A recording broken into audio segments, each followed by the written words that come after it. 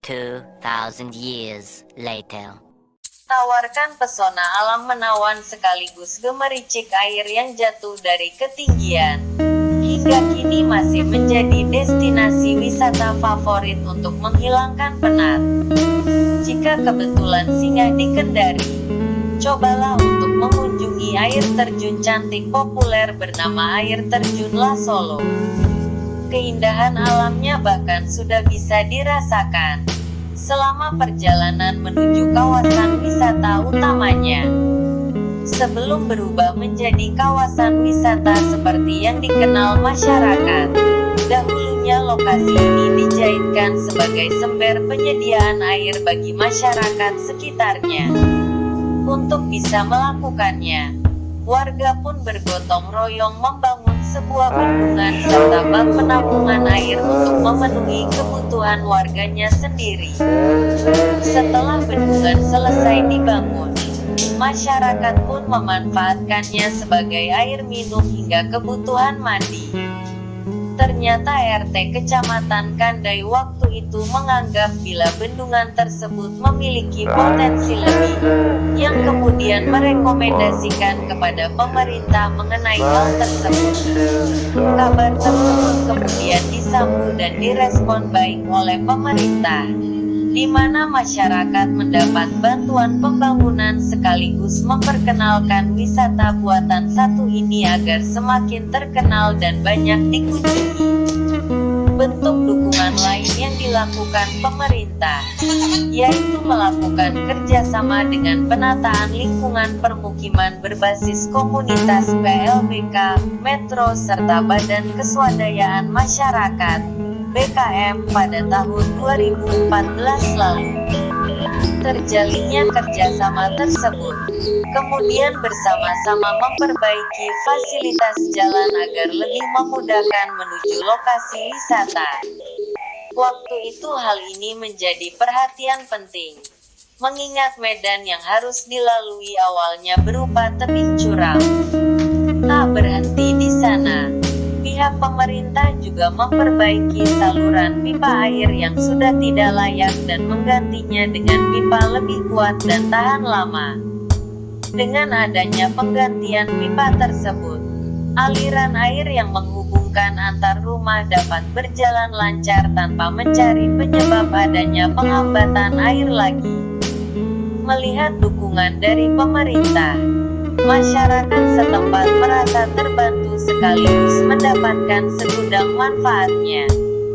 Aksi tersebut masih belum selesai, karena masyarakat sekitar juga berinisiatif membangun sebuah taman mini yang dihiasi dengan aneka warna cerah.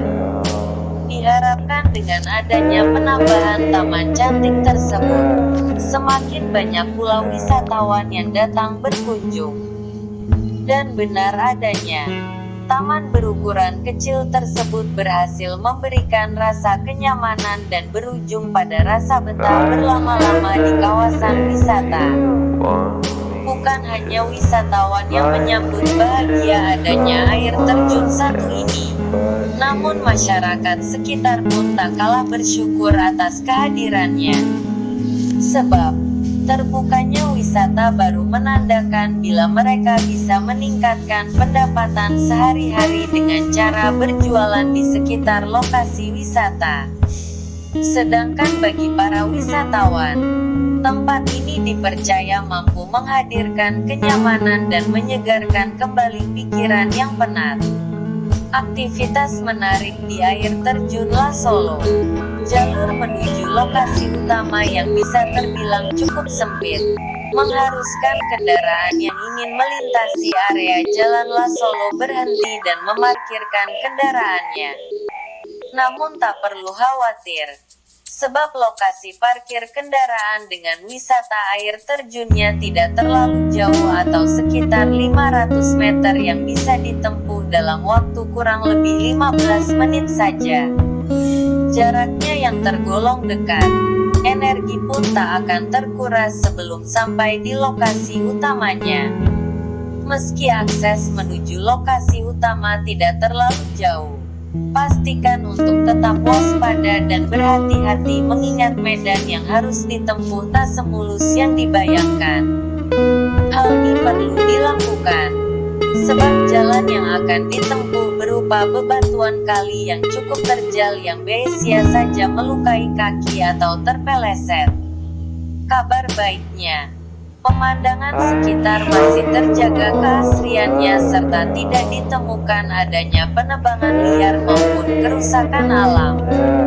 Selagi menelusuri jalan, pengunjung akan disuguhkan dengan aliran air yang tampak jernih. Bahkan suara aliran airnya terdengar merdu didengar, sehingga memunculkan kesan menenangkan terutama jika didengarkan dengan seksama. Tak hentinya memberikan kejutan. Kali ini pengunjung juga bisa melihat bebatuan terjal yang mempercantik tampilan alamnya yang sudah luar biasa. Tempat ini sangat cocok untuk melepaskan stres dan menyegarkan pikiran, di mana masih terdengar suara jangkrik serta suara burung berkicau. Nuansa seperti ini tentu saja tidak bisa dirasakan setiap hari. Namun sekalinya mendengar maka tubuh merasa lebih rileks daripada sebelumnya. Perpaduan keindahan alam ciptaan Tuhan ini dijamin membuat perjalanan menjadi lebih menyenangkan sekaligus menambah pengalaman tak terlupa. Kawasan wisata ini semakin istimewa dengan adanya jenis pohon yang memiliki diameter cukup besar. Jarang ditemukan di kawasan kota. Pemandangan unik ini pun dikatakan sebagai daya tariknya. Bukan hanya karena ukurannya yang besar semata, melainkan rindangnya pepohonan membuat udara menjadi lebih sejuk dan menyegarkan. Hal inilah yang menjadi alasan kenapa wisatawan betah berlama-lama di sana. Harga tiket masuk dan cara menuju air terjun La Solo.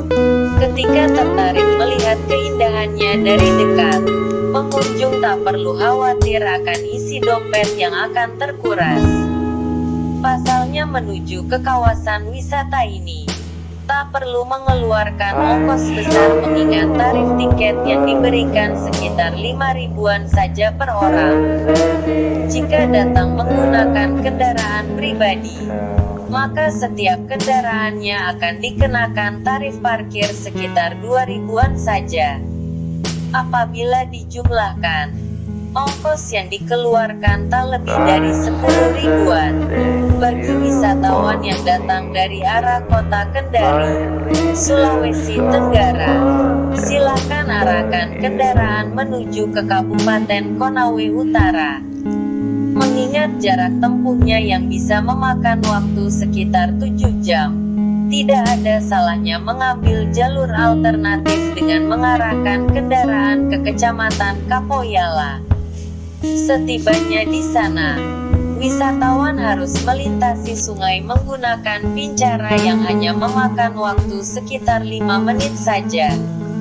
Usai menyeberangi sungai, perjalanan bisa dilanjutkan kembali dan arahkan menuju Desa Lambulwo di Kecamatan Montui.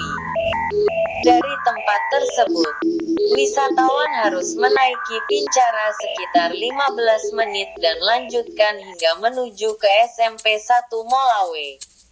Dari sinilah perjalanan bisa dilanjutkan menggunakan sepeda motor, mengingat banyaknya tanjakan dan sedikit menurun yang berlangsung sekitar 1 km. Perjalanan ini akan membawa wisatawan ke sebuah kebun cengkeh, dan melanjutkan perjalanan dengan berjalan kaki menembus hutan dan beberapa perkebunan. Dalam perjalanan menelusuri hutan dan perkebunan warga, setidaknya berlangsung kurang lebih 1 jam.